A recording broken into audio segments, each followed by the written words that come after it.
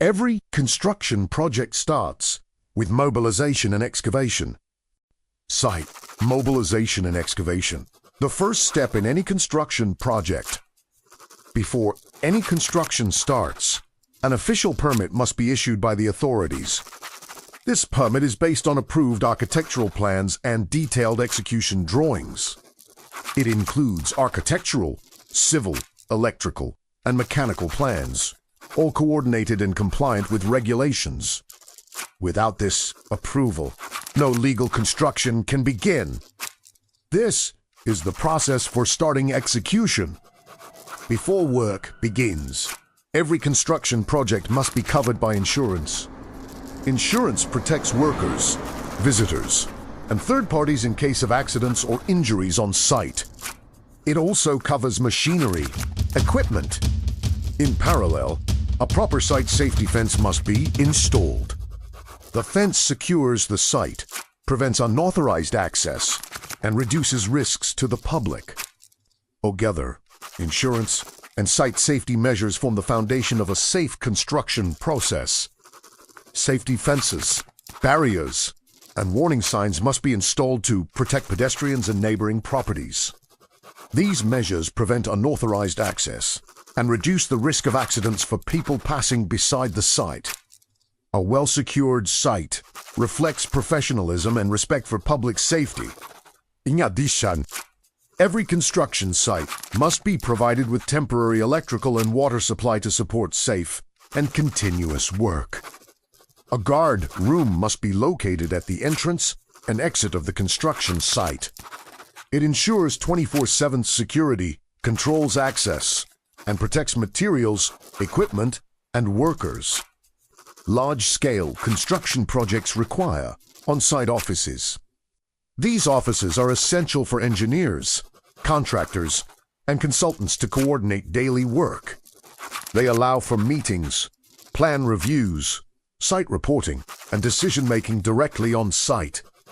Having on-site offices improves communication, efficiency, and project control. Vertical construction requires a tower crane to move materials both horizontally and vertically across the site, ensuring safe and efficient lifting operations. In a project, the owner relies on a consultant to oversee the work. The consultant checks contractors, monitors subcontractors, and supervises labor to ensure quality and compliance.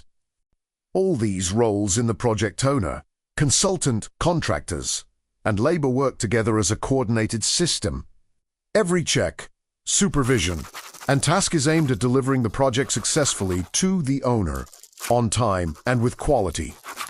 Excavation begins by identifying the soil type, whether it's sand with gravel, or rock.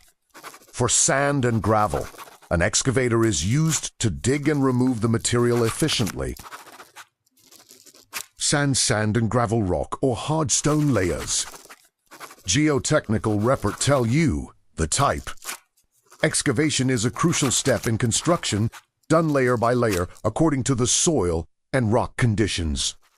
We start by identifying the type of soil, whether it's soft sand with gravel, or hard rock, or soft soil and gravel layers. An excavator is used to dig efficiently and remove the material from the site.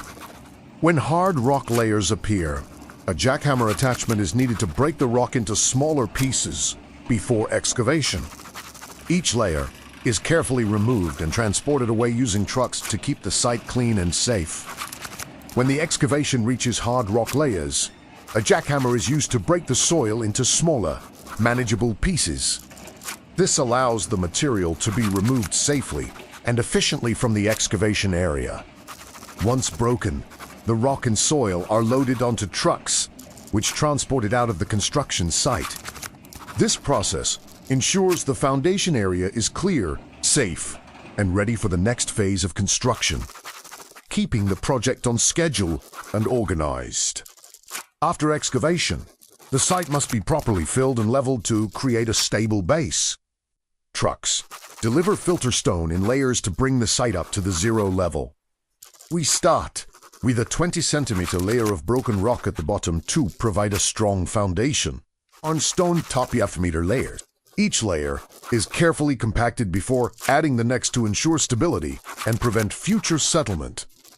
This step-by-step layering and compaction process is essential for creating a solid, level surface, ready to support the foundation and the rest of the construction safely and efficiently.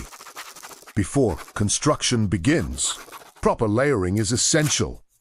Start with larger stones at the bottom and gradually add smaller stones on top. This ensures stability and helps reach the required zero level of the foundation safely and efficiently.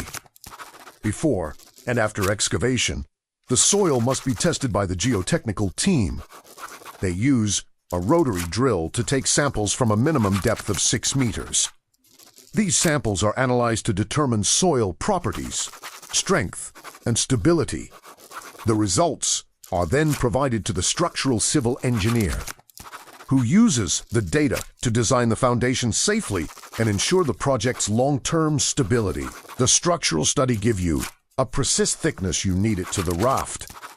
The raft foundation distributes the building's load evenly across the soil, preventing settlement and ensuring the structure remains stable and safe. For an underfloor or basement floor, retaining walls are essential. They hold back soil and prevent collapse, ensuring the surrounding earth stays stable. Columns support the structure above, while the retaining walls carry the lateral pressure from the soil. To protect the walls from water infiltration, they must be waterproofed using asphalt rolls. This combination of retaining walls, columns, and waterproofing ensures a safe, durable, and dry basement structure. Waterproofing is crucial for both the raft and retaining walls. It prevents water infiltration, protects the structure from damage, and ensures long-term durability and safety. And now you start with your slab, the basement slab.